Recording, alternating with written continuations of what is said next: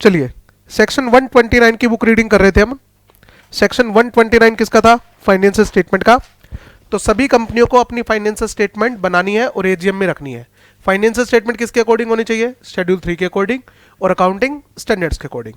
कौन कौन सी कंपनी को अकाउंटिंग स्टैंडर्ड शेड्यूल 3 फॉलो नहीं करना? Banking company, insurance company, electricity generation and supply company और स्पेशल कंपनीज, जिनको किसी पर्टिकुलर एक्ट ने बनाया है और उस पर्टिकुलर एक्ट में फाइनेंशियल स्टेटमेंट का फॉर्मेट गिवन है। उसके बाद अगर किसी कंपनी ने अकाउंटिंग स्टैंडर्ड फॉलो नहीं किया तो 3 बातें अपने नोट्स अकाउंट में डिस्क्लोज कर दे। सबसे पहली बात कि हमने ये वाला अकाउंटिंग स्टैंडर्ड फॉलो नहीं किया, क्यों नहीं किया, उसका रीजन और फाइनेंशियल इंपैक्ट। ठीक है, ये सारी बातें डिस्कस हो गई थी। अगर मेरी कंपनी की एक या एक से ज्यादा सब्सिडरी कंपनी है या एक या एक से ज्यादा एसोसिएटेड कंपनी है तो मुझे उसके साथ कंसोलिडेटेड फाइनेंशियल स्टेटमेंट भी बनानी पड़ेगी। Clear? Okay, consolidated financial statement कैसे बनानी है? वही sir, as per accounting standard and schedule 3। उसके बाद हम आते हैं एक्सेप्शन। 2 पॉइंट है, एक्सेप्शन एंड अगले पेज पे क्या दे रखी है? एग्जम्पशन। कौन सी कंपनी ऐसी है जिनको कंसोलिडेटेड फाइनेंशियल स्टेटमेंट बनाने की जरूरत नहीं है? सेक्शन 129 कहता है कि आपको रिक्वायरमेंट नहीं है to prepare consolidated financial statement under accounting standard, accounting standard के according. It shall be sufficient if company complies with the provision of consolidation of financial statement provided in schedule 3 of the act. आपने कल बताया कि manner of consolidation क्या रहेगा? कहता वही जो फाइनेंशियल स्टेटमेंट के लिए रहता है। तो फाइनेंशियल स्टेटमेंट किसके अकॉर्डिंग तैयार करनी है? शेड्यूल 3 के अकॉर्डिंग और अकाउंटिंग स्टैंडर्ड के अकॉर्डिंग। AS 21 में कंसोलिडेशन के कुछ प्रोविजन डिफरेंट जाते हैं शेड्यूल 3 से। तो कहता भाई साहब अब मैं क्या करूं? या तो मैं 2 कंसोलिडेटेड फाइनेंशियल स्टेटमेंट बनाऊं, एक एज पर शेड्यूल 3 या एक एज पर अकाउंटिंग स्टैंडर्ड। कहता ना ना ना, एक काम करो, अगर तुमने शेड्यूल 3 को फॉलो कर लिया है तो तुम्हें अकाउंटिंग स्टैंडर्ड फॉलो करने की जरूरत नहीं पड़ेगी। ठीक है, देखो क्या लिखा, दोबारा देखो। सेक्शन 129 कहता है कंसोलिडेटेड फाइनेंशियल स्टेटमेंट को अकाउंटिंग स्टैंडर्ड के अकॉर्डिंग प्रिपेयर करने की जरूरत नहीं पड़ेगी अगर आपने financial statement, consolidated financial statement schedule 3 के अकॉर्डिंग फॉलो करके है। तो ये स्पेसिफिक केसेस में हो जाता है कि मैं पर्टिकुलरली अकाउंटिंग स्टैंडर्ड को फॉलो नहीं कर पा रहा हूं, AS 21 को फॉलो नहीं कर पा रहा हूं। ठीक बात है। अब देखो, अभी कल जब हमने ये सेक्शन पढ़ा तो इसमें क्या लिखा हो? कंसोलिडेटेड फाइनेंशियल स्टेटमेंट किसको तैयार करनी है बताओ? जिसकी एक या एक से ज्यादा सब्सिडरी हो या फिर जिसकी एक या एक से ज्यादा एसोसिएट कंपनीज हो। कोई दिक्कत इसमें? जब कंपनी एक्ट 2013 नहीं आया था तो कंसोलिडेटेड फाइनेंशियल स्टेटमेंट सिर्फ और सिर्फ सब्सिडरी के साथ बनती थी, एसोसिएट कंपनी के साथ कभी नहीं बनती थी। एलईडी के ऊपर पॉइंट समझ में आया? ये कंपनी एक्ट 2013 जब आया ना तो इन्होंने एक एडिशनल रिक्वायरमेंट डाल दी कि अगर आपकी एसोसिएट कंपनी भी है ना तो भी कंसोलिडेशन करना पड़ेगा। अब कुछ कंपनी कहती है कि सर एक बात बताओ, एक कंपनी है जिसकी एक या एक से ज्यादा सब्सिडरी है, उसकी एसोसिएट कंपनी भी थी। कंपनी एक्ट 2013 से पहले क्या वो कंसोलिडेशन करता था? सब्सिडरी के साथ करता था? हाँ, ये तो करनी थी। एसोसिएट के साथ करता था? नहीं करता था। बट क्या उसे कोई दिक्कत आएगी क्या? जहां मैं सब्सिडरी के साथ कंसोलिडेशन कर रहा हूं, अब कह रहा है एसोसिएट की भी साथ में ले लो भैया, तो कंसोलिडेशन तो करता ही था मैं। आपने क्या कहा? इसको ऐड कर लो भैया एसोसिएट को, मुझे कोई प्रॉब्लम नहीं है। बट अब सोचो, जिस कंपनी की सिर्फ एसोसिएट कंपनी थी कंपनी एक्ट 2013 से पहले, वो तो कभी कंसोलिडेशन करता ही नहीं था।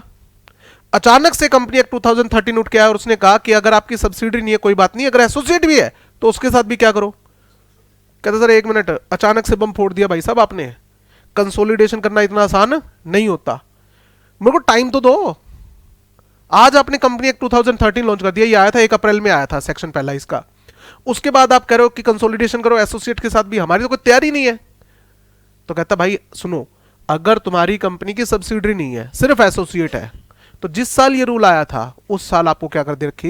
एग्जम्पशन पहले साल के लिए। क्यों? क्योंकि तुम्हारी तैयारी नहीं थी। बट अगर मैं आज की बात करूं तो अगर मेरी सब्सिडरी है तो कंसोलिडेशन करना है, हाँ। मेरी एसोसिएट है तो हाँ, क्योंकि वो रूल 2013 के बाद जब ये एक्ट आया था ना तो उसके लिए था। अब देखो क्या लिखा हुआ है, for a company which does not have subsidiary. मैं एक ऐसी कंपनी हूं जिसकी सब्सिडरी नहीं है, but has associate company. Associate company joint venture एक ही बात है, आपको पता है ना। जब एसोसिएट कंपनी की डेफिनेशन पढ़ते हो तो उसमें क्या आता था? एसोसिएट कंपनी मींस जिसमें मेरा सिग्निफिकेंट इन्फ्लुएंस हो। सिग्निफिकेंट इन्फ्लुएंस का मतलब at least 20% voting power but not more than 50% including joint venture, लिखा होता था ना। Okay. Will not be required to comply with this rule of consolidation. आपको कंसोलिडेशन का ये रूल फॉलो करने की जरूरत नहीं है, ठीक है। Only for the financial year commencing from 1 April 2014 and ending on the date of 31 March of 2015। Company act की एप्लीकेबिलिटी कब हुई थी? कंपनी एक्ट 2013 की 1 अप्रैल 2014 से हुई थी। तो जैसे ये रूल आया वो कह रहा भाई साहब ये क्या है, हमने तो कोई तैयारी नहीं कर रखी, आज तक तो हमने कंसोलिडेशन किया नहीं। तो कहता है तुम क्यों रो रहे हो? तैयारी करने का टाइम दो। कहता पहला साल दिया, जा पहला साल क्या कर दिया? एग्जम्प्ट कर दिया। हालांकि आज की तारीख में इस रूल की कोई रेलिवेंस नहीं है। अब क्या चल रहा है? 2026 आ गया बेटा, और ये एग्जम्पशन कब तक थी? 2014-15 के लिए थी। तो ये एग्जम्पशन क्या कहती है? फाइनेंशियल ईयर 2014-15 अगर आपकी कंपनी की सब्सिडरी कंपनी नहीं है, ए लिमिटेड कंपनी है आपकी जिसकी कोई सब्सिडरी कंपनी नहीं है बट एसोसिएट कंपनी है, एसोसिएट ओनली, तो 2014-15 में आपको कंसोलिडेटेड फाइनेंशियल स्टेटमेंट बनाने की जरूरत नहीं है। अच्छा, अब देखो इस पे क्या आ सकता है कि वैसे तो बहुत चांसेस रेयर है कि अब इस पे कोई क्वेश्चन पूछा जाए कि 2014-15 में मेरी कंपनी की एक सब्सिडरी है और एक एसोसिएट है, तो क्या मुझे कंसोलिडेशन बनाना है एसोसिएट के साथ?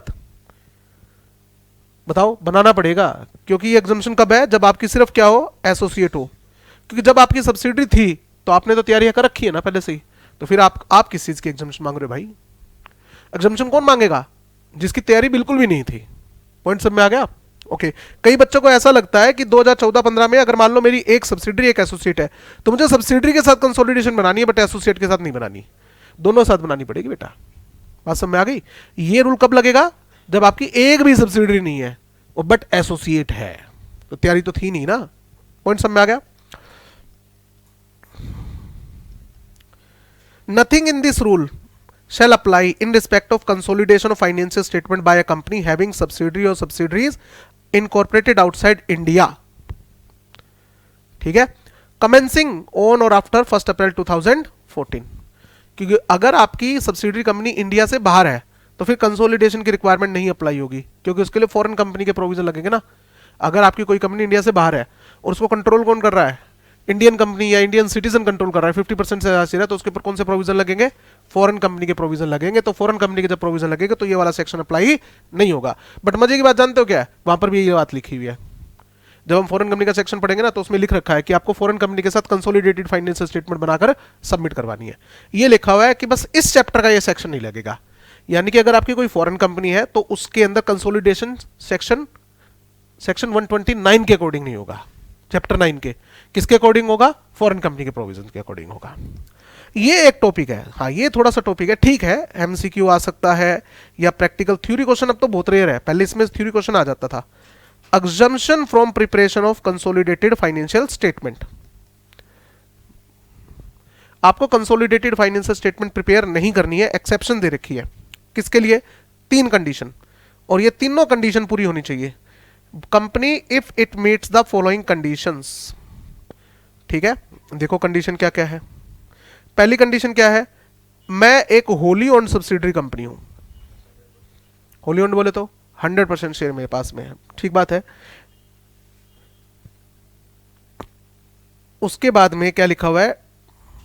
It is a companies whose securities are not listed.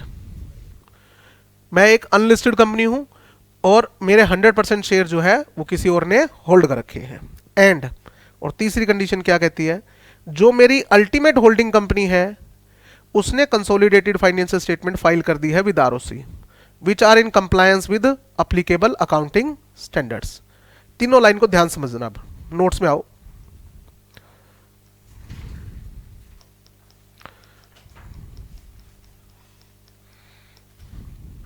Notes में क्या लिखा हुआ है? Every company having subsidiary company या एसोसिएट कंपनी shall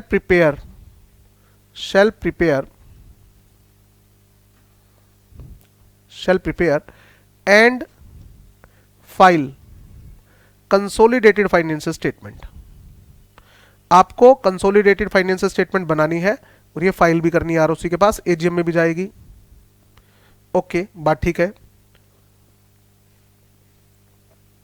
अब ये कहता है कि भाई साहब क्या मैं एक्सेप्शन में आ सकता हूं? कहता 3 कंडीशन है, उसको फुलफिल कर लो, एक्सेप्शन में आ जाओगे। पहली कंडीशन क्या है? ये है एच लिमिटेड कंपनी, ध्यान से समझना अब। और जो सब्सिडरी कंपनी है ना, एस लिमिटेड कंपनी है, एस लिमिटेड कंपनी है। ओके, मेरे पास इसके 100% इक्विटी शेयर है, 100% इक्विटी शेयर कैपिटल। तो इसे हम क्या कहेंगे?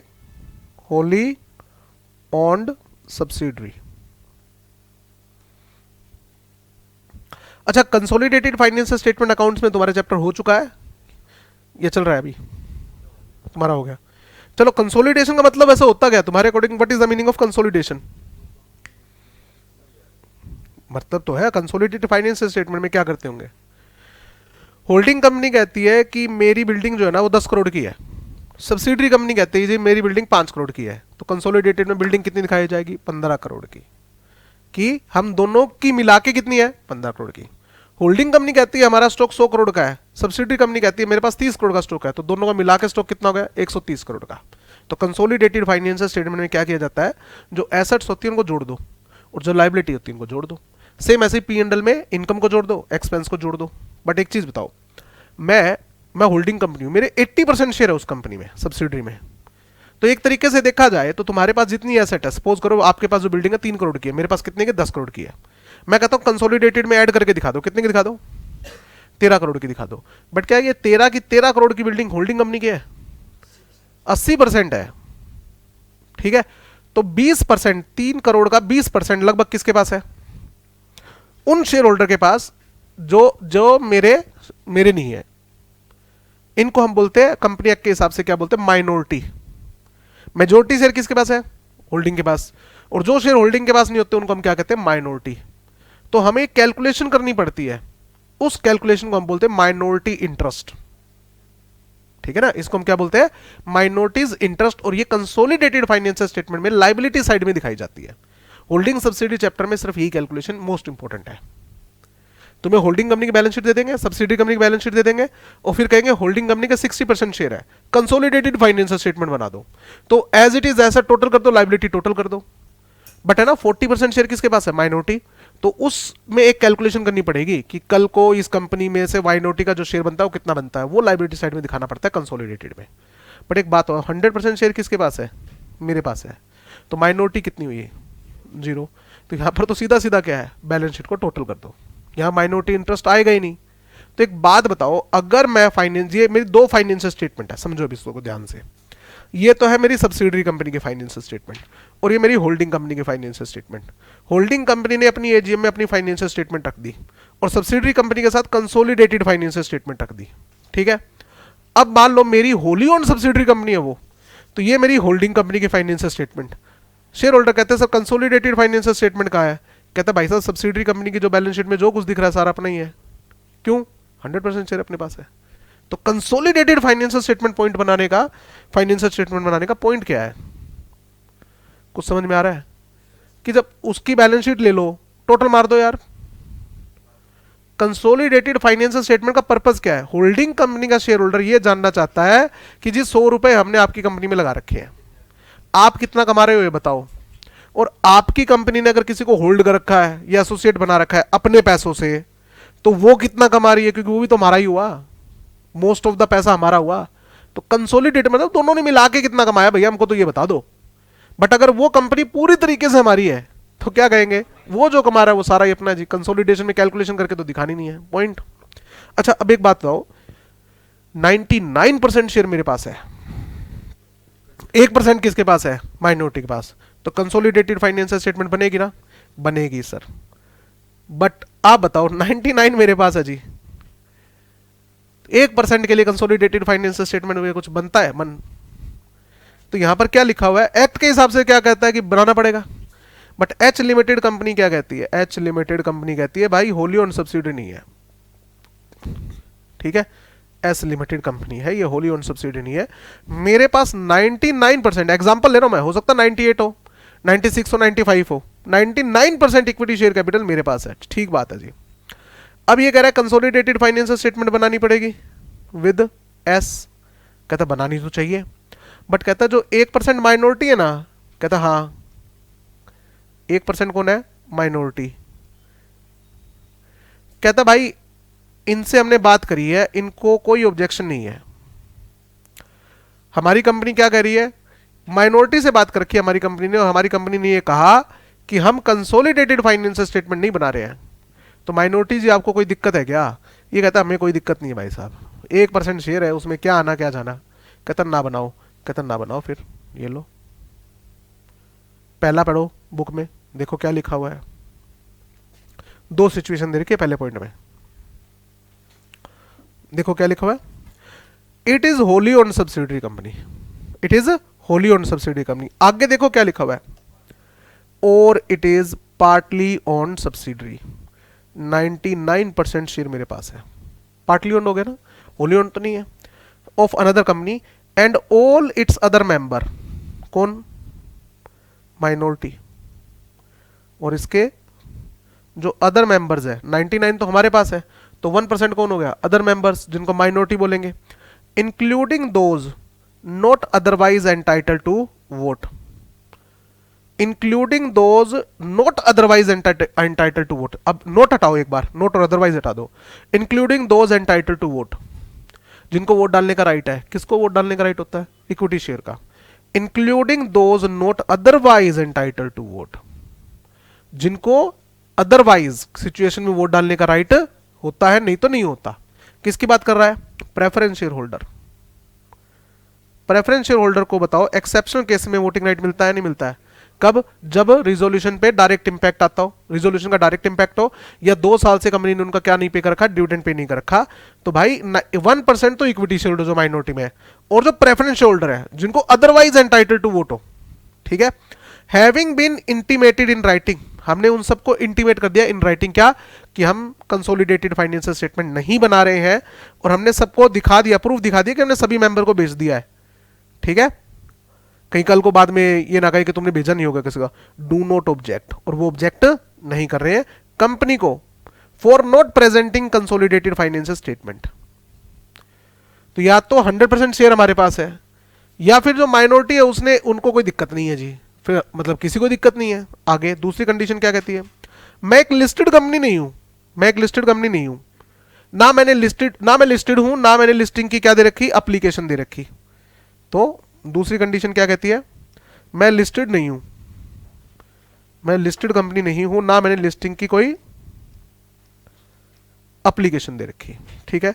तीसरी कंडीशन क्या कहती है, S1 S2 S3, ठीक है, ये कौन है, H होल्डिंग कंपनी, H क्या है, होल्डिंग कंपनी, ये क्या है, ये सब्सिडरी है जी, किसकी, सब्सिडरी ऑफ H, ये क्या है, ये सब्सिडरी है जी, किसकी, सब्सिडरी ऑफ S1, ये क्या है जी, ये भी सब्सिडरी है, किसकी सब्सिडरी है, सब्सिडरी ऑफ S2। इनको हम टेक्निकल लैंग्वेज में क्या बोलते हैं, स्टेप डाउन सब्सिडरीज, सब्सिडरी के नीचे सब्सिडरी, ठीक है।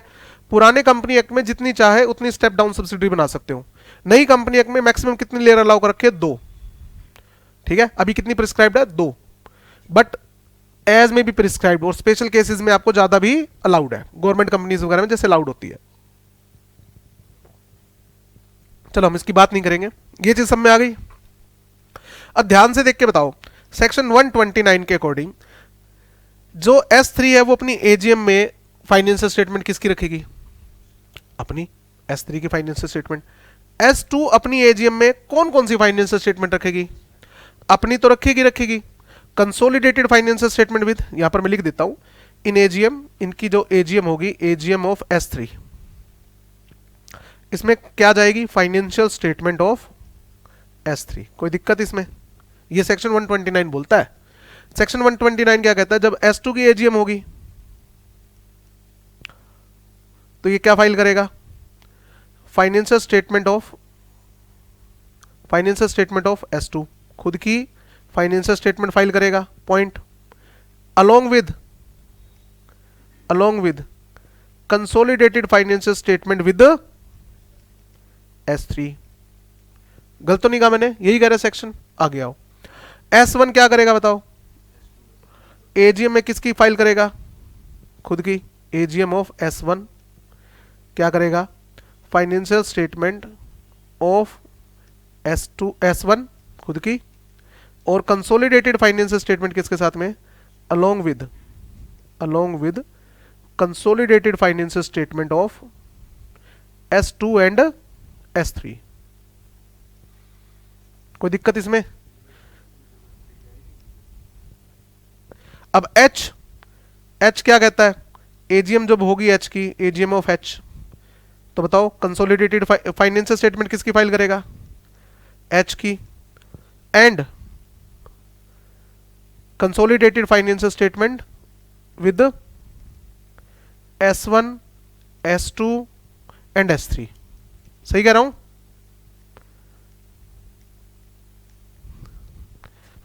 ठीक है। अब देखो मैं क्या कह रहा हूं, मैं कह रहा हूं अगर मैं ये काट दूं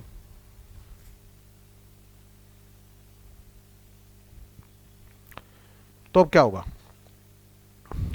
देखो अल्टीमेटली इसका पर्पस क्या है, ये सब्सिडरी ये क्यों बना रही है कंसोलिडेटेड फाइनेंशियल स्टेटमेंट, क्योंकि इसे अपने शेयर होल्डर को देनी है। इसका शेयर होल्डर कौन है, मेजोरिटी S1। और S1 क्यों बना रही है, क्योंकि उसको H को देनी है। H कहता है मैं डायरेक्ट बना लूंगा, तुम तीनों की मुझे फाइनेंशियल स्टेटमेंट दे दो, कंसोलिडेटेड स्टेटमेंट वो डायरेक्ट बना लूंगा। पहले तू S2 किसके साथ बनाएगी, S3 के साथ, फिर S1 किसके साथ बनाएगी, S2 और S3 के साथ, फिर मैं बनाऊंगा। मैं डायरेक्ट ही बना लेता हूं, तुम्हारी जरूरत ही नहीं है, तुम सिर्फ अपनी अपनी फाइनेंशियल स्टेटमेंट फाइल कर लो। ये कौन है, H, अल्टीमेट होल्डिंग कंपनी, इसको हम क्या बोलेंगे, अल्टीमेट होल्डिंग कंपनी।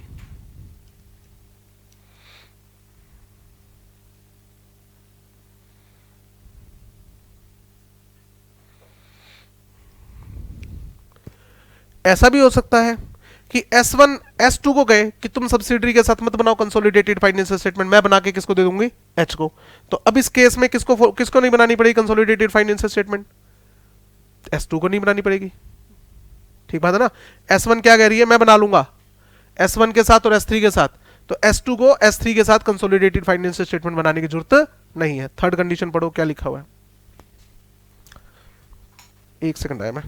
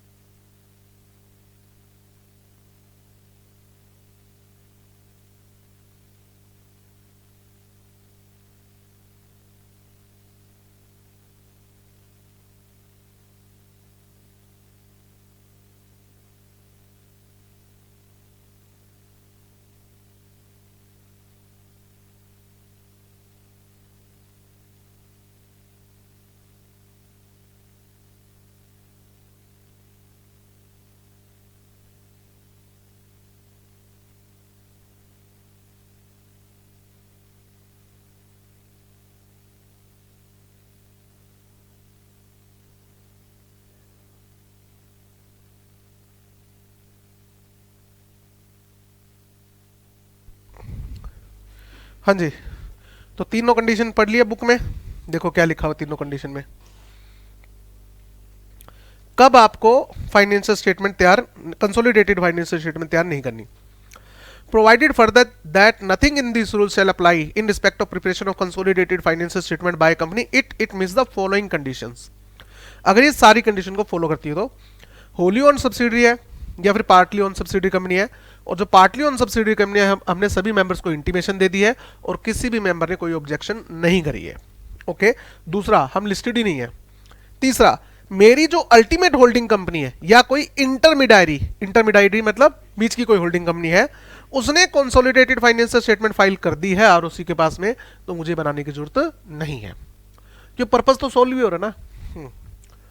फिर ये कंसोलिडेटेड फाइनेंशियल स्टेटमेंट कहां रखी जाएगी, एजीएम में। इसकी भी ऑडिट होगी और इसे भी फाइनेंशियल स्टेटमेंट में एजीएम में ओआर पास करके अडॉप्ट किया जाएगा। डिस्क्लोजर ऑफ डेविएशन, अगर आपने कहीं भी अकाउंटिंग स्टैंडर्ड को फॉलो नहीं किया या शेड्यूल 3 को फॉलो नहीं किया तो आपको डिस्क्लोज करना पड़ेगा कि हमने अकाउंटिंग स्टैंडर्ड वगैरह फॉलो नहीं किया। ये सेम वही लाइन है। सेंट्रल गवर्नमेंट कुछ केसेस में क्लास ऑफ कंपनी को इस प्रोविजन से एग्जम्प्ट कर सकती है, जैसे section 129 shall not apply to government company engage in defence production.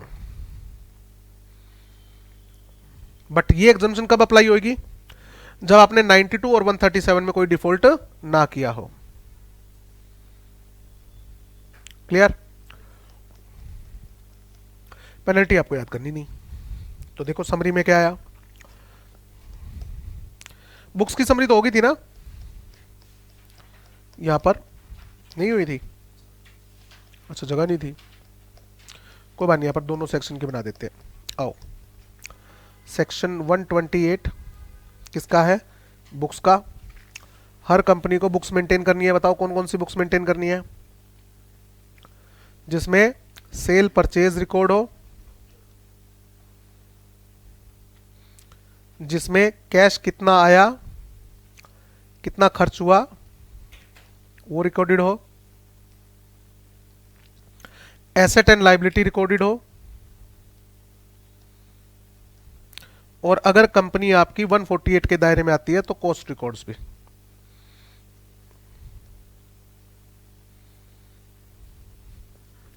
ठीक है, ये सारी बुक्स क्या होनी चाहिए, ट्रू एंड फेयर होनी चाहिए,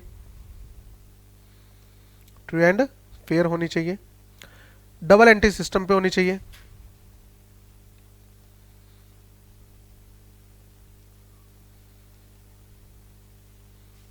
और एक्रूअल बेस पे होनी चाहिए।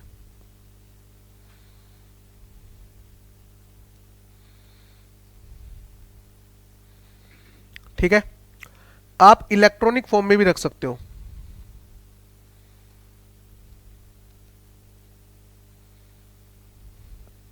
बस इलेक्ट्रॉनिक फॉर्म में ध्यान रखना, जो सॉफ्टवेयर होगा उसमें ऑडिट ट्रेल फीचर होना चाहिए।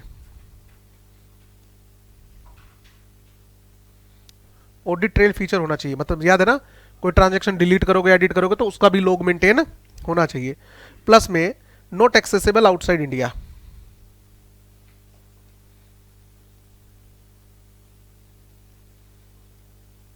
बुक्स इंडिया से बाहर एक्सेस नहीं होनी चाहिए। ठीक है, यही सेम रिकॉर्ड्स ब्रांच को भी मेंटेन करने हैं।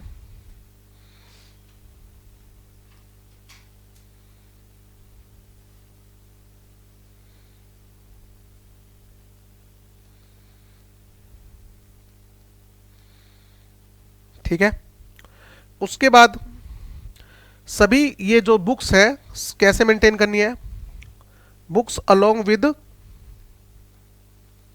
वाउचर्स, डॉक्यूमेंट्स एटसेट्रा, ये सारे मेंटेन करने हैं। कहाँ रखनी होती है, केप्ट एट रजिस्टर्ड ऑफिस और एनी अदर प्लेस।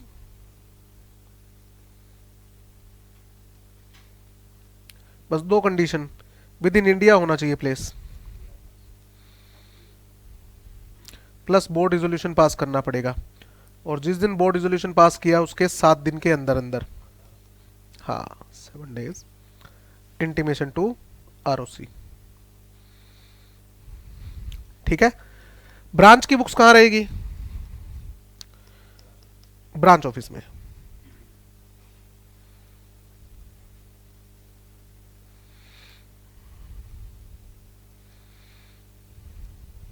वो हेड ऑफिस में नहीं रखी जाएगी। हाँ, अगर प्लेस चेंज करना है तो ऊपर वाला प्रोविजन फॉलो होगा। Clear. Branch timely return submit करेगी, सबमिट क्वार्टरली रिटर्न,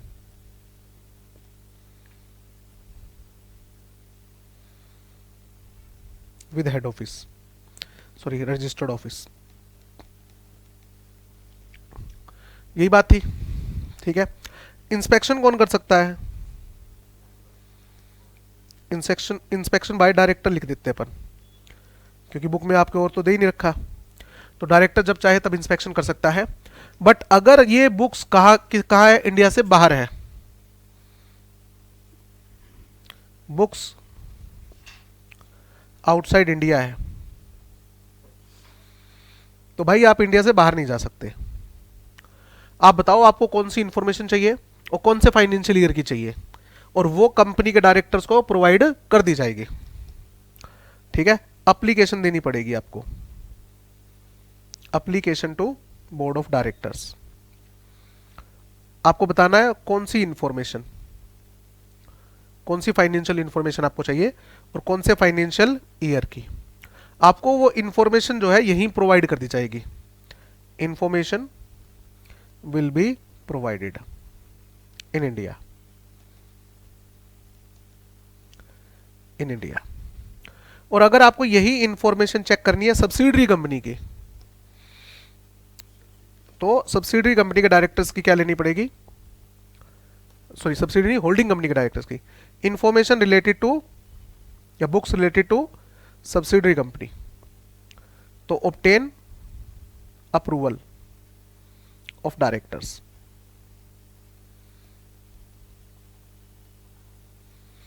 ये थी बात। ठीक है। उसके बाद अपना आया सेक्शन 129, फाइनेंशियल स्टेटमेंट। तो फाइनेंशियल स्टेटमेंट किसके अकॉर्डिंग होनी चाहिए? एज पर शेड्यूल 3, 3 कंपनियों को छोड़ के, sorry 4, banking company, insurance company, electricity company और स्पेशल कंपनी।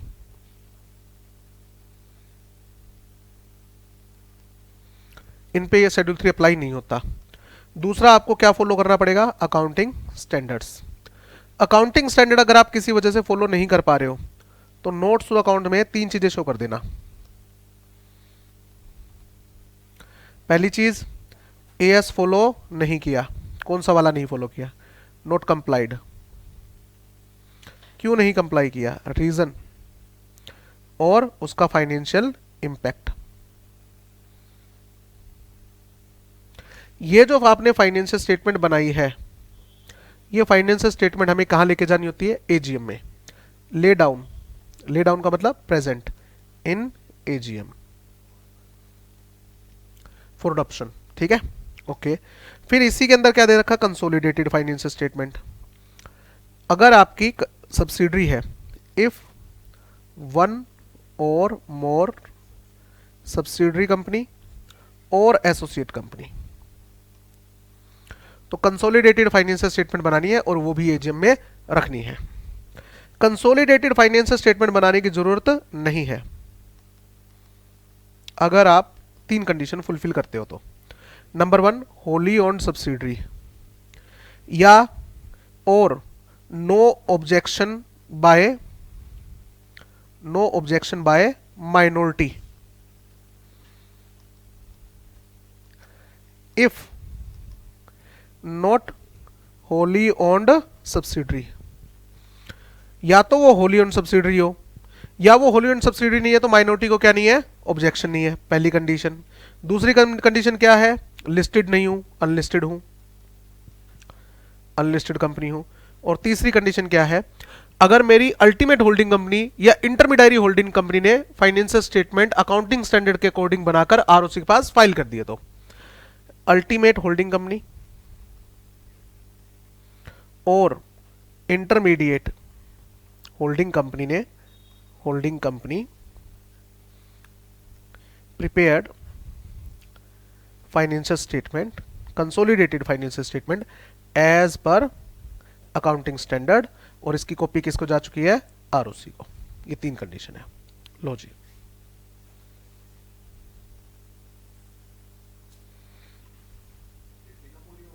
तीनों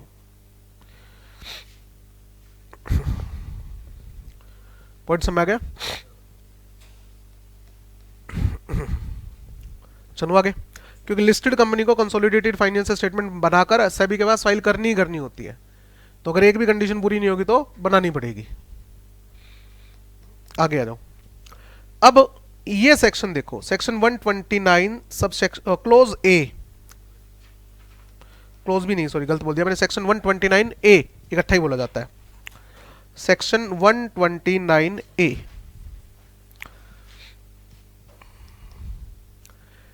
आपने लिस्टेड कंपनी के बारे में सुना? लिस्टेड कंपनी क्या होती है? जिसकी वन और मोर सिक्योरिटी क्या हो, लिस्टेड हो किसी रिकॉग्नाइज स्टॉक एक्सचेंज पे। क्लियर? अच्छा, नॉर्मली हम लिस्टेड कंपनी किसको बोलते हैं? जिसके अंदर पब्लिक का मोटा पैसा लगा हो बॉस।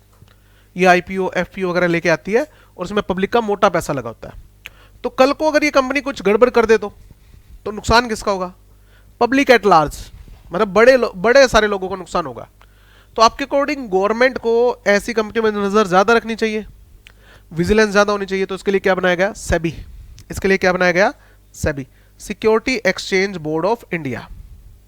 सेबी इनके लिए रूल्स बनाती है, और सेबी ने ट्रांसपेरेंसी बढ़ाने के लिए इन कंपनियों को क्या कहा है कि आपको प्रिपेयर करनी है, prepare quarterly financial statement. Obvious सी बात है, ईयरली तो बनेगी, ये भी बनानी है क्वार्टरली फाइनेंशियल स्टेटमेंट 2। मैं लिख देता हूं ताकि कंफ्यूज ना हो, ये भी बनानी है, मतलब एनुअल तो बनेगी, क्वार्टरली बनानी है। ठीक है? अब जैसे मान लो बेटा, आप एक लिस्टेड कंपनी के शेयर होल्डर हो, ठीक है? जैसे ही आपने फाइनेंशियल स्टेटमेंट देखा कंपनी के अंदर गड़बड़ चल रही है, कंपनी का टर्नओवर गिर रहा है या कंपनी के ऊपर लोन बढ़ रहा है, तो आप क्या करोगे? बेचो, शेयर निकलते यार। बट ये गड़बड़ आपको कब पता लगेगी? साल एंड होने के बाद। बट अगर हर क्वार्टर में फाइनेंशियल स्टेटमेंट बन रही है तो हर क्वार्टर एंड पे आपको पता लगता रहेगा कंपनी में क्या चल रहा है, तो इससे ट्रांसपेरेंसी बढ़ती है। प्लस में इसकी क्या होगी? ऑडिट भी होगी। प्लस में इसकी क्या होगी? Audit of quarterly financial statement. Actually में इसको ऑडिट नहीं बोला जाता, इसको क्या बोला जाता है? Review, limited review, LR। Audit ही होती है, बट टेक्निकल लैंग्वेज में से क्या बोला जाता है? लिमिटेड रिव्यू, क्योंकि फाइनेंशियल स्टेटमेंट पूरे साल की नहीं है ना, लिमिटेड पीरियड की है, 3 महीने की है, इसलिए इसको लिमिटेड रिव्यू बोलते हैं। बट ये किस कंपनी में होता है? सभी कंपनी में, लिस्टेड कंपनी में। तो ये किस लिए होता है? To increase the transparency in company, ताकि कंपनी में क्या चल रहा है ये चीजें और बेटर दिख सके, और यूजर जो है या जो इन्वेस्टर जो अपना डिसीजन ले सके।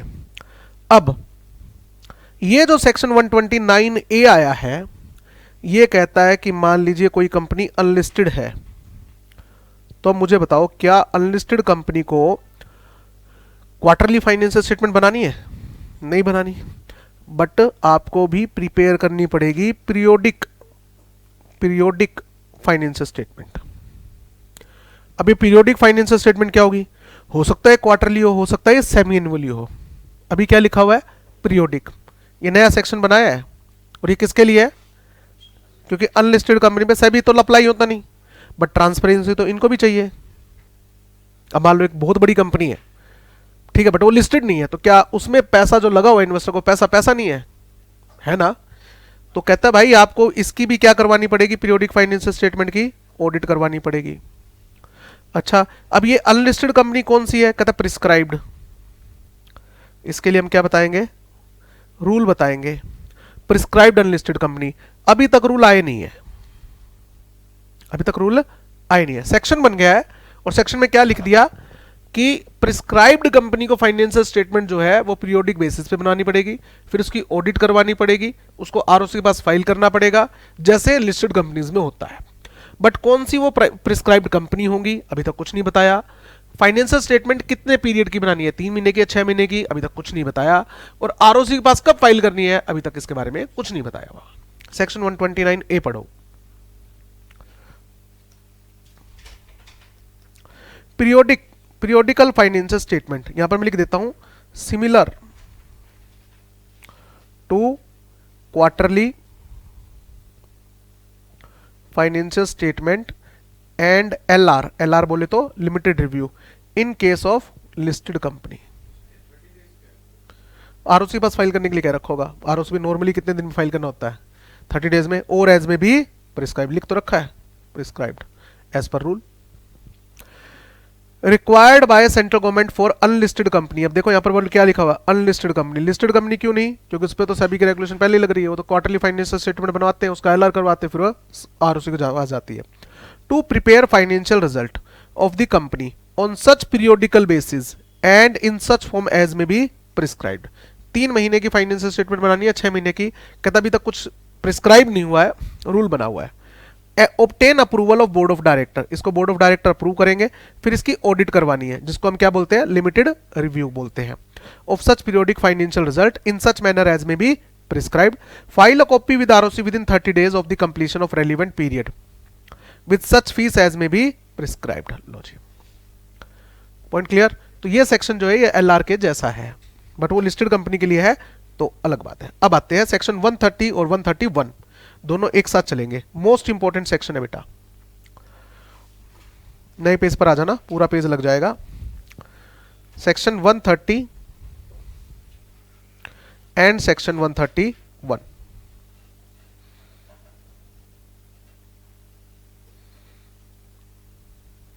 प्रैक्टिकल क्वेश्चन के लिए बहुत अच्छा क्वेश्चन है, ठीक है। सेक्शन 130 है reopening of books and financial statements, ठीक है। और सेक्शन 131 है voluntary revision of financial statements etcetera. ये दोनों सेक्शन क्या कहते हैं, सीधा सीधा है, क्या मैं फाइनेंशियल स्टेटमेंट को दोबारा रिकास्ट कर सकता हूं, दोबारा बोल दिया, रिकास्ट ही बोल रहा, रिकास्ट का मतलब ही दोबारा हो गया। मैंने फाइनेंशियल स्टेटमेंट बना ली, वो एजीएम में अडॉप्ट भी हो गई, आरओसी को दे भी दी, ठीक है। अब वो क्या बन गई है, पब्लिक डॉक्यूमेंट बन गई है, ठीक है। 3 या 4 महीने बाद, या हो सकता है 6 महीने बाद, या हो सकता है साल बाद, पता लगता है कि यार उस फाइनेंशियल स्टेटमेंट में तो गड़बड़ हो गई। अब बताओ क्या करूं, तो कहता है गड़बड़ हो गई तो पड़ा रहने दो, क्या पड़ा रहने दो। अबे गवर्नमेंट को जब पता लगे गड़बड़ कर रखी है, गवर्नमेंट जूत मारेगी वो लग, तो क्या करे। अगर आपको ये पता लगता है हमसे गलती हो गई, मान लो मेरे को लगता है मैंने कोई सेक्शन आपको गलत पढ़ा दिया, तो मुझे क्या करना चाहिए, पढ़े रहने देना चाहिए, मुझे आपको बता देना चाहिए भाई साहब वो सेक्शन मैंने गलत पढ़ा दिया बेटा। पता लगा एग्जाम में आ गया फिर क्वेश्चन, फिर क्या करोगे, गालियां नहीं निकालोगे मुझे, पॉइंट है ना। तो ये 2 सेक्शन इसीलिए बनाए गए हैं कि गलती हो गई है बुक्स में और फाइनेंशियल स्टेटमेंट में, तो क्या उन गलतियों को सुधारा जा सकता है। अच्छा, आपको याद है वो रेक्टिफिकेशन ऑफ एरर चैप्टर, हाँ ठीक है, rectification of error chapter, kind of वैसे ही समझो, बट मैं काइंड ऑफ क्यों बोल रहा हूँ, एग्जैक्ट क्यों बोल रहा हूँ वो समझो।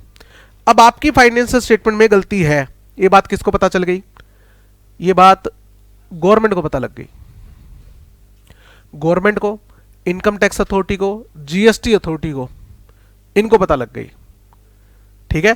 तो वो किसको एप्लीकेशन देंगे, एनसीएलटी को, कि इनकी फाइनेंशियल स्टेटमेंट में क्या है, गड़बड़ है। एनसीएलटी कहते हैं मुझसे क्या चाहते हो, कहता आप कंपनी को ऑर्डर दो कि वो ये गलतियां ठीक करे और फाइनेंशियल स्टेटमेंट को क्या करे, रीलॉन्च करे, फाइनेंशियल स्टेटमेंट को क्या करे, रीलॉन्च करे, कहता ओके। सेक्शन 131 क्या कहता है, कंपनी को पता लग गया कि हमसे गड़बड़ हो गई, इससे पहले कि अथॉरिटीज को पता लगे कि इनमें गड़बड़ है, अब वो अथॉरिटी हमें पेनल्टी भी लगाएगी और प्लस में फिर एनसीएलटी के पास जाके ऑर्डर लेके आएगी कि फाइनेंशियल स्टेटमेंट चेंज करो। इससे पहले कि अथॉरिटीज को पता लगे और वो ऑर्डर लेके आए, हम खुद ही क्या कर लेते हैं, चेंज कर लेते हैं। बट अब एक बात बताओ, वॉलंटरी रिवीजन का मतलब सब में आ गया ना, मैं अपनी मर्जी से अपनी फाइनेंशियल स्टेटमेंट क्या कर रहा हूँ, रिवाइज कर रहा हूँ। ठीक, तो एक बात बताओ, अगर मैंने कोई फाइनेंशियल स्टेटमेंट आज फाइल कर दी आरओसी के पास, ये पब्लिक डॉक्यूमेंट बन गई, आपने उस फाइनेंशियल स्टेटमेंट को डाउनलोड किया और आपने कहा कंपनी के फाइनेंशियल स्टेटमेंट तो स्ट्रॉन्ग है यार, मैं शेयर खरीद लेता हूँ कंपनी के। ठीक है, और थोड़े दिन बाद कंपनी ने फाइनेंशियल स्टेटमेंट को क्या कर दिया, चेंज कर दिया, और उसमें प्रॉफिट क्या हो गया, बहुत कम हो गया। तो मुझे बताओ, अगर हम पावर दे दे कंपनी को कि आप अपनी फाइनेंशियल स्टेटमेंट को जब चाहे तब क्या कर सकते हो, रिवाइज कर सकते हो, तो उस फाइनेंशियल स्टेटमेंट की ऑथेंटिसिटी क्या रहेगी जो आरओसी की साइट पे पड़ी है। ऑथेंटिसिटी मतलब जेन्युइननेस, बिलीव कैसे करूं मैं इसके ऊपर, क्यों, क्योंकि कंपनी पास तो चॉइस है, इसको जब चाहे तब क्या कर सकती है, चेंज कर सकती है ना। तो ये सेक्शन ऐसे नहीं है, समझिए इसको। सबसे पहले तो समझेंगे रीओपनिंग ऑफ बुक्स और फाइनेंशियल स्टेटमेंट एटसेट्रा। ये है इनकम टैक्स अथॉरिटी, ये है जीएसटी अथॉरिटी एटसेट्रा। ओके, इन्होंने देखा कंपनी की जो बुक्स बनी हुई है और जो फाइनेंशियल स्टेटमेंट बनी हुई है वो फ्रॉडुलेंटली बनी हुई है। Preparation of books and financial statement on fraudulent basis,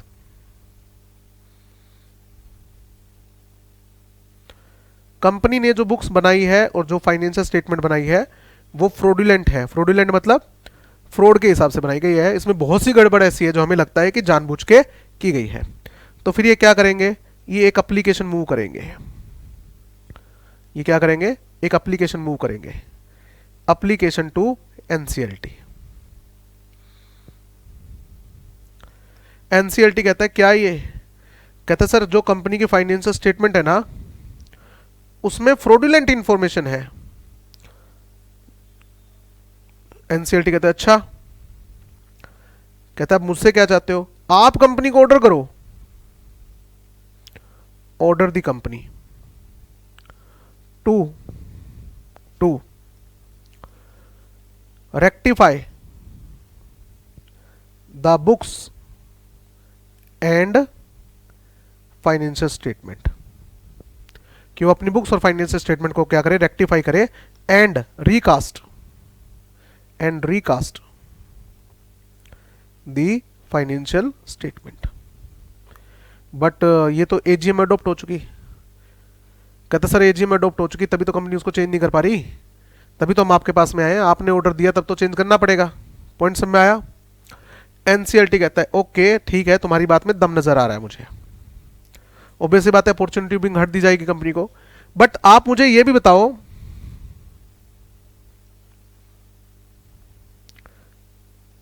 representation about changes, ये भी बताओ क्या क्या चेंज करवाने हैं। एनसीएलटी ने आपकी कंपनी का एप्लीकेशन क्या कर ली, एक्सेप्ट कर ली, तो वो ये भी पूछ रहा है कि अब ये बताओ मुझे चेंज क्या क्या करवाने हैं। कहता मैं कंपनी को ऑर्डर दूंगा कि आप अपनी बुक्स को क्या करो, रेक्टिफाई करो, चेंज करो रीओपन करके। वो कहता क्या चेंज करना है, तो मुझे भी नहीं पता। कहता यार ये क्या फद्दू बातें हैं यार, ये तो बता दो, रिप्रेजेंटेशन ऑफ चेंजेस तो दे दो, ताकि मैं उनको बोलूं कि भाई इन चीजों को चेंज करने के लिए कह रहे हैं। हालांकि we are not bound by representation. Representation का मतलब ये नहीं कि एज इट इज ये चेंज हो जाएगा, तुम रिप्रेजेंटेशन दो, कंपनी को एक अपॉर्चुनिटी बिंग हर्ट दी जाएगी, ये चेंजेस रिक्वायर्ड है। अगर वो चेंजेस सही है तो हो जाएंगे, नहीं है तो फिर नहीं होंगे। पॉइंट समझ में आ गया। ओके, तो ये तो पहला हुआ। इसको मैं मैंडेटरी भी बोल सकता हूं, mandatory reopening of books and financial statement. क्यों, क्योंकि एनसीएलटी का ऑर्डर है। वॉलंटरी में क्या होगा, कंपनी के बोर्ड ऑफ डायरेक्टर ना वो परेशान से घूम रहे हैं, कंपनी के बोर्ड ऑफ डायरेक्टर परेशान से घूम रहे हैं, तोते उड़े हुए इनके,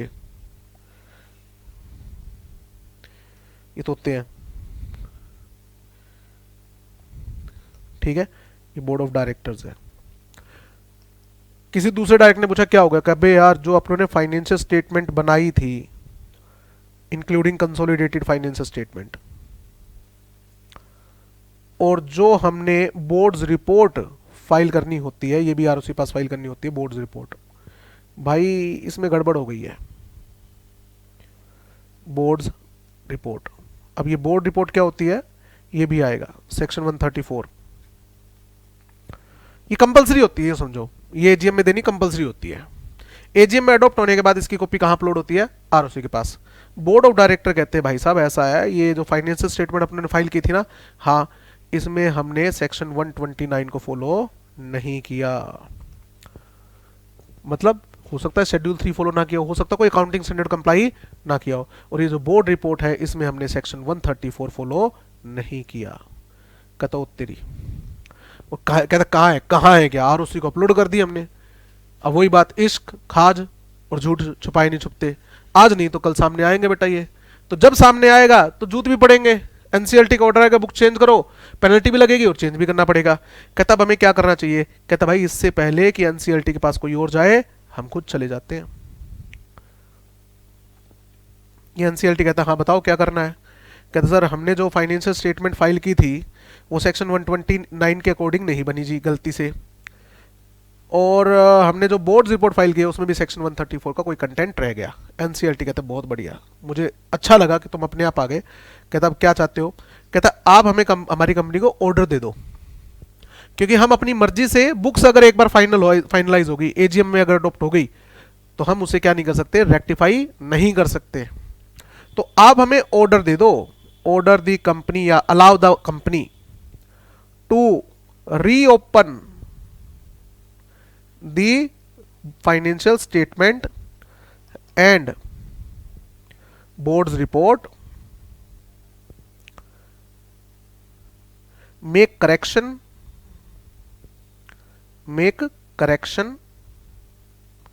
हम उसमें करेक्शन कर दें और इसको रिकास्ट कर दें।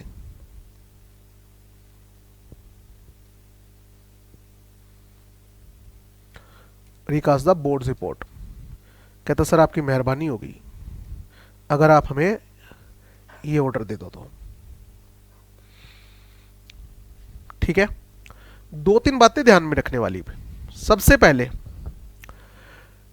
गवर्नमेंट ये ऑर्डर देने से पहले जो कंसर्न्ड अथॉरिटी है, income tax authority, GST authority, उनको क्या करेगी? इंटीमेट करेगी कि जो आपके पास बुक्स या फाइनेंशियल स्टेटमेंट आई हुई है उसके अंदर कंपनी ने कहा है कि उन्होंने कुछ गड़बड़ कर रखी है, तो आपको कोई ऑब्जेक्शन है क्या अगर हम उसको बुक्स रीओपन करके रिकास्ट करने के लिए कहें तो? ठीक है, representation bye authorities, example GST, income tax department.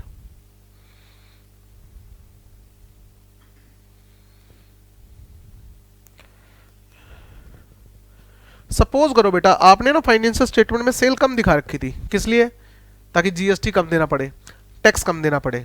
ठीक है, जीएसटी और इनकम टैक्स वालों का नोटिस आ गया आपके पास में, आप कहते हो कि भाई एक काम करते हैं, अब चले जाते हैं एनसीएलटी के पास और जाके कहते हो भाई साहब हमसे गलती हो गई, हम फाइनेंशियल स्टेटमेंट को क्या करना चाहते हैं? रिवाइज करना चाहते हैं। एनसीएलटी हमें रिवाइज करने की परमिशन दे देंगी, हम रिवाइज फाइनेंशियल स्टेटमेंट उनके पास फाइनल कर देंगे और कह देंगे देखो कहाँ है गलती। ऐसा होगा? तो जैसे ही सेंट्रल गवर्नमेंट उनको रिप्रेजेंटेशन देगी कि इनकम टैक्स और जीएसटी वालों को कि भैया ऐसे ऐसे वो एप्लीकेशन लेके आए हैं, तो अगर मैं इनको रिकास्टिंग की परमिशन दे दूं तो आपको कोई दिक्कत है क्या? क्या दिक्कत है सर? ऑर्डर इशू कर रखे हमने तो। ठीक है, अब पेनल्टी लगेगी इनके ऊपर। री ओपनिंग के लिए कब जाओ? पकड़े जाने से पहले। पकड़ा गया बंदा तो ये अब नहीं होगा, अब तो क्या लगेगी? अब तो जेल में जाना पड़ेगा, जेल का पानी पीना पड़ेगा, जेल की रोटी खानी पड़ेगी, ये वाला सेक्शन आ गया। पॉइंट समझ में आ गया? दूसरा, reopen the books and board report maximum last 3 financial year. 3 साल से पहले की अगर फाइनेंशियल स्टेटमेंट वगैरह है उसको दोबारा रिकास्ट नहीं किया जा सकता। अब तो उसकी गलती अगर डिटेक्ट होगी तो बेटा पेनल्टी लगेगी। और once in a financial year, एक फाइनेंशियल ईयर में सिर्फ एक बार रीओपनिंग हो सकती है। आप गए एनसीएलटी के पास, कहा सर एक गलती होगी, कहता क्या होगा? सर फाइनेंशियल स्टेटमेंट में अकाउंटिंग स्टैंडर्ड फॉलो नहीं हुआ। एनसीएलटी कहते कोई बात नहीं, जा रिवाइज कर ले, रिकास्ट कर दे, दे दी परमिशन। 2 महीने बाद आगे फिर खड़ा हो गया, सर एक गलती होगी, कहता क्या? वो एक अकाउंटिंग स्टैंडर्ड हो रह गया। अबे तेरा दिमाग खराब है क्या? गलतियां पे गलतियां किया जा रहा है, साल में कितनी बार रिकास्ट करेगा? सही है ना? तो एक बार, साल में एक बार। तुम कहते हो सर अभी भी गलती रहेगी तो क्या? अब फिर पेनल्टी लगेगी बेटा, अब उसको रिकास्ट नहीं करने देंगे, अब तो क्या लगेगी? पेनल्टी लगेगी। ठीक बात है। यहां पर क्या लिखा हुआ है सेक्शन 130 में? कितने साल की बुक्स रीओपन करने के लिए किया जा सकता है? पीरियड। यहां पर लिखा हुआ है 8 फाइनेंशियल ईयर। इतने साल की तो रखनी पड़ती है, वो तो गवर्नमेंट गई है ना, गवर्नमेंट अथॉरिटी गई है, तो कितने साल की बुक्स को रीओपन करवाया जा सकता है? 8 फाइनेंशियल ईयर की और longer period if company is under investigation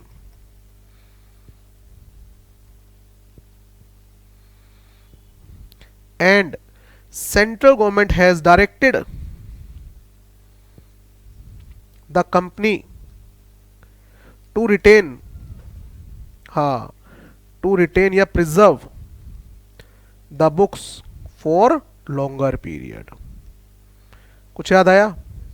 हाँ, सेक्शन 128 का ही है। तो मुझे अपनी मर्जी से बुक्स अगर रिवाइज करनी है तो 3 फाइनेंशियल ईयर तक की, और अगर गवर्नमेंट वगैरह के ऑफिशियल्स वगैरह आते हैं तो 8 फाइनेंशियल ईयर, जितनी बुक्स आपको मेंटेन करनी है। पॉइंट समझ में आया? अच्छा, अब कहानी क्वेश्चन आपको ये पूछना चाहिए कि मान लीजिए सर मेरे को 4 साल बाद पता लगता है कि मेरी फाइनेंशियल स्टेटमेंट में कोई गड़बड़ थी, तो क्या मैं वॉलंटरी रिवीजन के लिए जा सकता हूं? नहीं जा सकते। क्यों? मैक्सिमम कितने फाइनेंशियल ईयर? 3 financial year. तो अब इस केस में मैं क्या करूंगा? पेनल्टी लगेगी, बट गलती ठीक करनी पड़ेगी, बट गलती ठीक करने के लिए तो रीओपन करना पड़ेगा, नहीं करना पड़ेगा। किस नाम से एंट्री पड़ेगी? PPI, prior period item. तो एस4 में क्या था? अगर आपकी फाइनेंशियल स्टेटमेंट में आपसे कोई मिस्टेक हो गई है तो, और सब्सिक्वेंट पीरियड में आपको पता लग रहा है कि मिस्टेक हो गई है, तो उस गलती को अगले साल क्या किया जाएगा? बैलेंस शीट और पीएनएल में दिखाया जाएगा कि ये गलती आज डिटेक्ट हुई है, बट है कौन से फाइनेंशियल ईयर की? पिछले फाइनेंशियल। उसमें कोई टाइम लिमिट नहीं है, बट उसमें पेनल्टी लग सकती है। पॉइंट समझ में आया? ये सेक्शन भी कंप्लीट। आओ देखो बुक में,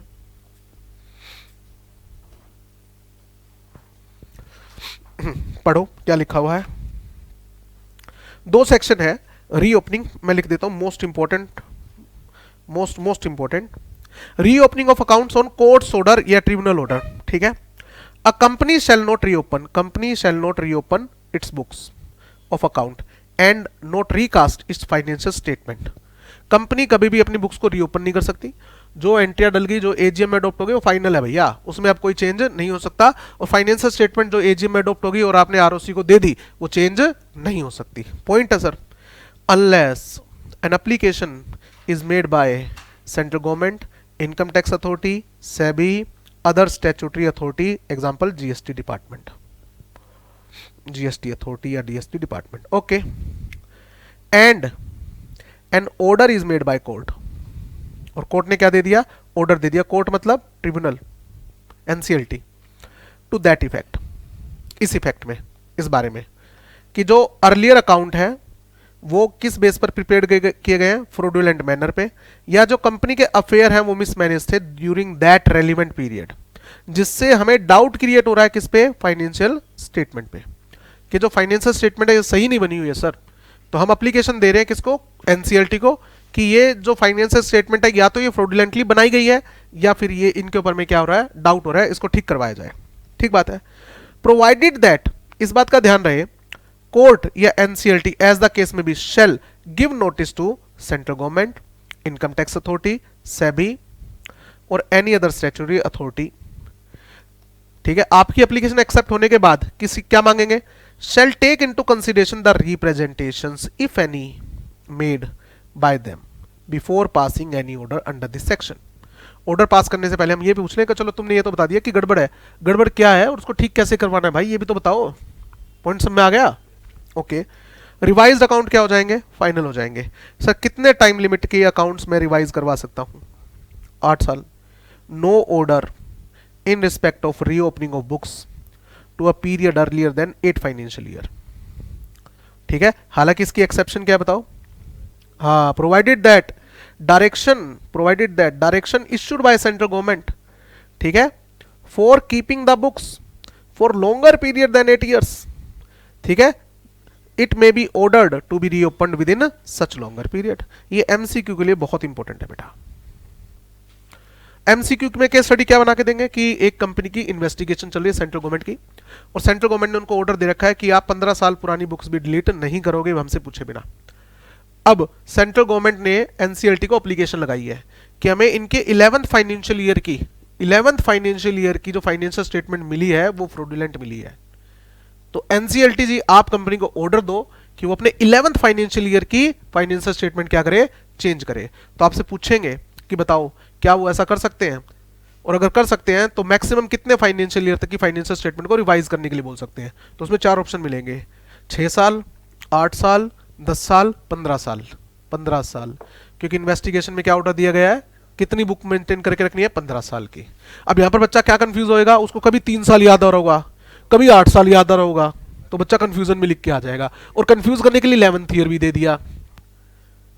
ठीक है, जब क्वेश्चन क्या पूछेंगे कि अगर इन्वेस्टिगेशन में 15 साल की बुक्स प्रिजर्व करने के लिए बोल रखा है तो रीओपनिंग कितने साल की करवाई जा सकती है, 15 साल की। क्लियर है? Okay. Voluntary revision most important. If it appears to the director, किसके तोते उड़े हैं, डायरेक्टर के, दैट कि जो फाइनेंशियल स्टेटमेंट है वो नॉट कंप्लाइड विद सेक्शन 129 है, या जो रिपोर्ट है बोर्ड की वो सेक्शन 139 के अकॉर्डिंग नहीं बनी। ठीक है, ये सेक्शन 134 आगे आएगा। दे मे प्रिपेयर रिवाइज फाइनेंशियल स्टेटमेंट और board report in respect of 3 preceding financial year. कितने साल की, 3 साल की। ये एमसीक्यू के लिए इंपॉर्टेंट। ठीक है, 4 साल पहले गए तो नहीं बेटा, अब तो पेनल्टी के ऑर्डर का वेट कर ले। ठीक है, okay. After obtaining approval of tribunal का ऑर्डर लेके। ठीक है, on an application made by company, ये फॉर्म नंबर याद करने की जरूरत नहीं है। With in 14 days of decision taken by the board, जिस दिन बोर्ड ऑफ डायरेक्टर को लगता है कि भैया फाइनेंशियल स्टेटमेंट हमें रिवाइज करनी चाहिए, तो उसके 14 दिन के अंदर अंदर ये क्या करेंगे, एप्लीकेशन फाइल कर देंगे। 1 मिनट, विद इन 14 डेज।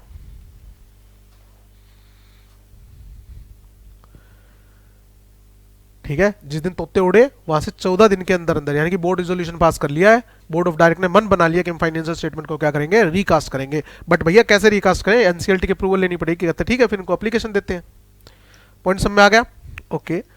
फिर certified copy of order of tribunal shall be filed with ROC within 30 days from the date of receipt of the certified copy. ठीक है, जब ये फाइनेंशियल स्टेटमेंट हम revise कर देंगे, जब ये फाइनेंशियल स्टेटमेंट रिवाइज हो जाएगी, रिवाइज्ड फाइनेंशियल स्टेटमेंट, तो इसे क्या करना पड़ेगा, इसकी अडॉप्शन होगी फाइनेंशियल स्टेटमेंट की, adoption of financial statement in general meeting by OR. बिल्कुल, क्या मतलब हुआ इसका, शेयर होल्डर को दिखाना, शेयर होल्डर को दिखाओ ये फाइनेंशियल स्टेटमेंट है, तो क्या ये मुझे दोबारा दिखानी पड़ेगी? बिल्कुल दिखानी पड़ेगी। अच्छा, एक रूल क्या है, वो अपने वो फाइनेंशियल स्टेटमेंट की कॉपी जाती है आरओसी के पास सेक्शन 137 में। ठीक है, जिस दिन आपकी एजीएम हो गई उसके 30 डेज के अंदर अंदर फाइनेंशियल स्टेटमेंट की कॉपी किसको जाती है, आरओसी के पास। तो मैं आरओसी को दोबारा दूं copy to ROC under section 137 within 30 days from adoption.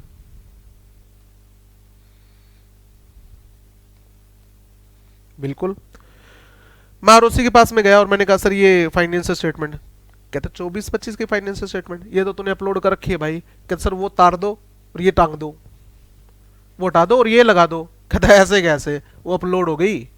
कहता सर उसके अंदर एरर थी। कहता भाई साहब एरर थी तो पेनल्टी लगेगी, इसको आप चेंज नहीं कर सकते। कहता ये एनसीएलटी का ऑर्डर। तो जब मैं इसको रिवाइज फाइनेंशियल स्टेटमेंट को दोबारा दे रहा हूँ तो आरओसी मुझसे क्या मांगेगा, एनसीएलटी के ऑर्डर की कॉपी मांगेगा। किससे पूछ के री अपलोड कर रहा है भाई, समझ में आ रहा है? तो कब अपलोड कर सकते हैं, री अपलोड कब कर सकते हैं, with the consent of NCLT, तो वो ऑर्डर लगेगा। पॉइंट समझ में आया? देखो क्या लिखा हुआ है, certified copy of order of tribunal shall be filed with ROC within 30 days on the date of receipt of certified copy. Clear? Voluntary basis, मैं अपनी मर्जी से क्या कर रहा हूं, चेंज कर रहा हूं, मैं किसी के कहने पे चेंज नहीं कर रहा हूं। तो सेक्शन 130 और 131 में क्या फर्क हुआ, बोलो why it is unlike section 130? क्योंकि उसमें ऑर्डर आ रहा है, उसमें एप्लीकेशन कौन दे रहा है, central government, SEBI, income tax authority या कोई भी स्टैट्यूटरी अथॉरिटी। यहां पर मैं खुद जा रहा हूं। Okay, number of revision in number of revision 1 in each financial year. Such revised financial statement or report shall not be prepared or filed more than once in a financial year. तो maximum revision कितनी हुई बताओ? एक financial year में एक, 1। 3 financial year में कर सकते हो, एक एक एक। एक फाइनेंशियल ईयर में की 2 बार रिवीजन नहीं होगी। समझ में आ गई बात? सर एप्लीकेशन में क्या लिखा होगा? पर्टिकुलर्स ऑफ एप्लीकेशन क्या होंगे? सबसे पहले तो फाइनेंशियल ईयर, कौन से फाइनेंशियल ईयर के फाइनेंशियल स्टेटमेंट या बोर्ड रिपोर्ट रिकास्ट करना चाहते हो। Name and contact detail of आपकी कंपनी का मैनेजिंग डायरेक्टर कौन था, सीएफओ कौन था, डायरेक्टर कौन थे, कंपनी सेक्रेटरी कौन था, जो responsible for making and maintaining the books. ताकि अगर हमें ये फील हो, एनसीएलटी को ये फील हो कि ये गलती जानबूझ के की गई थी, तो इनको पेनल्टी का ऑर्डर भेजा जा सके। और ऑडिटर की भी डिटेल, कहता अगर ये गड़बड़ थी तो आपके ऑडिटर ने इसको क्वालिफाई तो किया होगा, या नहीं किया तो फिर ऑडिटर को भी पेनल्टी का नोटिस आएगा, तुमने ऑडिट ढंग से क्यों नहीं करी भाई, ये तो गलत थी। ठीक बात है ना? कॉपी ऑफ बोर्ड रेजोल्यूशन जो पास हुआ है, जिसके 14 डेज में आपने हमको एप्लीकेशन दी। ग्राउंड बेस, ठीक है, क्या ग्राउंड होगा कि हमने फाइनेंशियल स्टेटमेंट सेक्शन 128 सेक्शन 129 के अकॉर्डिंग नहीं बनाई, और जो बोर्ड रिपोर्ट है 134 के अकॉर्डिंग नहीं बनाई। ठीक है, अगर आपकी कंपनी के मेजॉरिटी ऑफ डायरेक्टर या ऑडिटर जस्ट चेंज हो गए हैं, has been change immediately before the decision is taken to apply section 131, तो भैया उनको भी डिस्क्लोज करो कि भाग क्यों गए डायरेक्टर, कहीं ऐसा तो नहीं कि गड़बड़ करके फिर भागे हैं। एडवर्टीजमेंट देनी पड़ेगी अखबार में, ऑडिटर को भी नोटिस जाएगा और अथॉरिटीज को भी क्या जाएगा, नोटिस जाएगा कि अगर हम इस कंपनी की फाइनेंशियल स्टेटमेंट को रिवाइज करने की परमिशन दे रहे हैं तो आपको कोई दिक्कत या परेशानी है या नहीं है। Tribunal shall also give notice to central government, income tax authority, ठीक है, and shall take into consideration the representation if any made by the government और अथॉरिटीज। ये वाला पॉइंट, ये ऑर्डर पास करने से पहले जीएसटी इनकम टैक्स डिपार्टमेंट वगैरह को क्या भेजा जाएगा, नोटिस, और उनसे पूछेंगे आपको कोई रिप्रेजेंटेशन देनी है तो बताओ भैया। अगर वो कह देते नहीं चेंज नहीं होना चाहिए तो मैं चेंज की परमिशन नहीं दूंगा ना। न्यूज़पेपर में पब्लिश करना पड़ेगा। Order of tribunal, the receipt of approval from tribunal, a general meeting में बी कॉल्ड। अब आपको क्या करना है, जनरल मीटिंग कॉल करनी है, ठीक है, और उसके बाद में reason for change in financial statement ये पब्लिश करना है न्यूज़पेपर में। ठीक बात है सर। फिर जनरल मीटिंग बुलाओ, उसको क्या करो, रीअडॉप्शन ऑफ फाइनेंशियल स्टेटमेंट, और इसकी एक कॉपी किसके पास जाएगी, रीफाइल the financial statement. Sir revision में अगर मैंने ये कहा कि मेरी फाइनेंशियल स्टेटमेंट में AS 11 फॉलो नहीं हुआ जी, ठीक है, गवर्नमेंट ने मुझे अप्रूवल दे दी, एनसीएलटी ने अप्रूवल दे दी कि चेंज कर लो, तो क्या मैंने कहा कि बुक्स तो मैंने ओपन करी रखी है, फाइनेंशियल स्टेटमेंट मैंने ओपन करी रखी है, मैं 2-3 अकाउंटिंग स्टैंडर्ड और चेंज कर दूं ना। AS 11 को अगर आपने बेस बनाया है कि मेरी फाइनेंशियल स्टेटमेंट में मैंने AS 11 फॉलो नहीं किया, तो आप AS 12, AS 13 क्या उसमें चेंज कर सकते हो कि फाइनेंशियल स्टेटमेंट ओपन रीओपन तो कर ही ली। कहता नहीं, जिस चेंज की एप्लीकेशन लगाई गई है उसके अलावा और कोई चेंज नहीं हो सकता। पॉइंट समझ में आया? Where the copies of previous financial statement और board report have been sent to out to members और डिलीवर्ड टू ROC और laid before the company in AGM, the revision must be confined. What is the meaning of confined? Limited, restricted to the correction in respect of which previous financial statement or report do not comply with provisions of section 129 और 134। क्या मतलब हुआ, अगर मैंने base बनाया है, base of application for reopening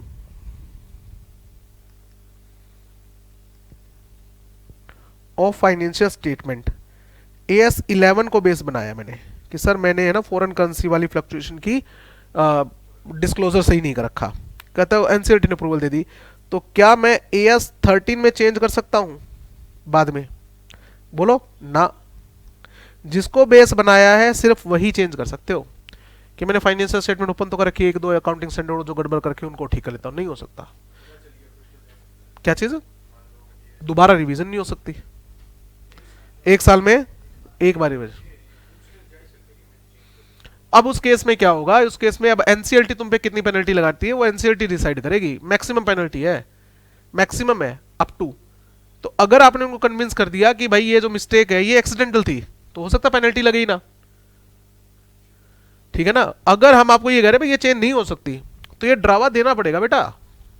अच्छा एक चीज बताओ, क्या ऐसा नहीं हो सकता कि किसी बच्चे को कोई जेन्युइन कॉज रहा हो और वो एग्जाम फॉर्म फाइल ना कर पाया हो एक्सटेंडेड टाइम में भी, तो आईसीएआई उसको अलाउ कर देगी क्या? कभी नहीं करती, चाहे कितना भी जेन्युइन कॉज दे दो। क्यों? कहता बेटा ये डिसिप्लिन है। अगर हमने ये दिखा दिया कि अगर आपके पास जेन्युइन कॉज है तो हम आपको एग्जाम फॉर्म लेट भी फाइल कर देंगे, करने दे सकते हैं। कहता है ऐसे बहुत आएंगे फिर हमारे पास और हम इसी में रह जाएंगे। कई एक तरीके से उस बच्चे के लिए सजा है, और ये सजा सिर्फ उस बच्चे के लिए नहीं हो सकता जेन्युइन कॉज हो, ये सभी को डिसिप्लिन में रखने के लिए जरूरी है, ठीक है। अब जैसे मेरे पास है ना एक बच्चे एक फादर का फोन आया किसी बच्चे के, लगभग ये बात होगी 1-1.5 साल हो गए आराम से इस बात को, कि उनकी बेटी थी वो सीढ़ियों से उतर रही थी, तो सीढ़ियों से गिर गई और पैर की जो हड्डी है ना वो टूट गई। अब वो डॉक्टर कह रहा है प्लेट डली है, और अगले दिन उसका एग्जाम था।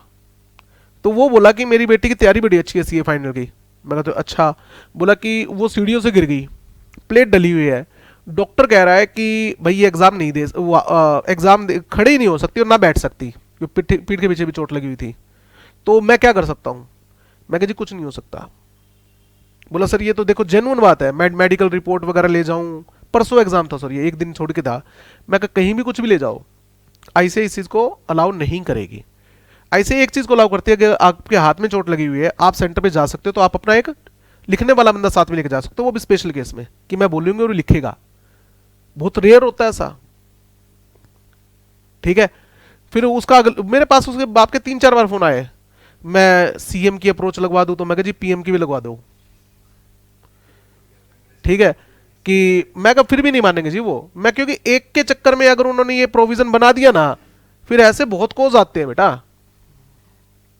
कहता अच्छा उसका एग्जाम बाद में हो जाए तो, कि उसने तैयारी बहुत की है। मैं कहा इसीलिए साल में 3 अटेम्प्ट किए जी, कि अगर किसी बच्चे की तैयारी बहुत अच्छी थी और किसी वजह से वो एग्जाम नहीं दे पाया, कोई बात नहीं अगले टाइम में दे देगा। तो क्या मैंने गलत बोला? मैंने बिल्कुल सही कहा। तो कई बार जेन्युइन कोज होते हैं, जैसे तुमने कहा कि उसको बाद में पता लगा ये एस में ये एस भी रह गया, तो नहीं कर सकता वो उसको करेक्ट।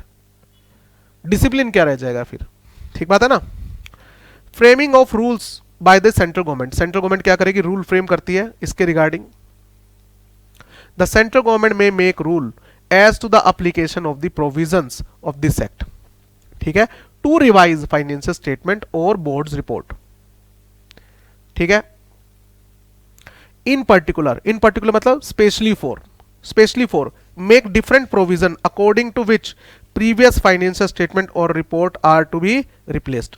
पिछली फाइनेंशियल स्टेटमेंट को हटा के नई रिपोर्ट कैसे अपलोड की जाएगी, ठीक है, कैसे करेक्शन की जाएगी और करेक्शन, तो इसके बारे में कौन बताएगा? इसके बारे में सेंट्रल गवर्नमेंट नए रूल्स निकालती है टाइम टू टाइम, ठीक है। Make provision in respect of function of the companies auditor in relation to revise financial statement. तो मुझे बताओ जो रिवाइज फाइनेंशियल स्टेटमेंट उसकी री ऑडिट होगी या नहीं होगी? होगी, री ऑडिट।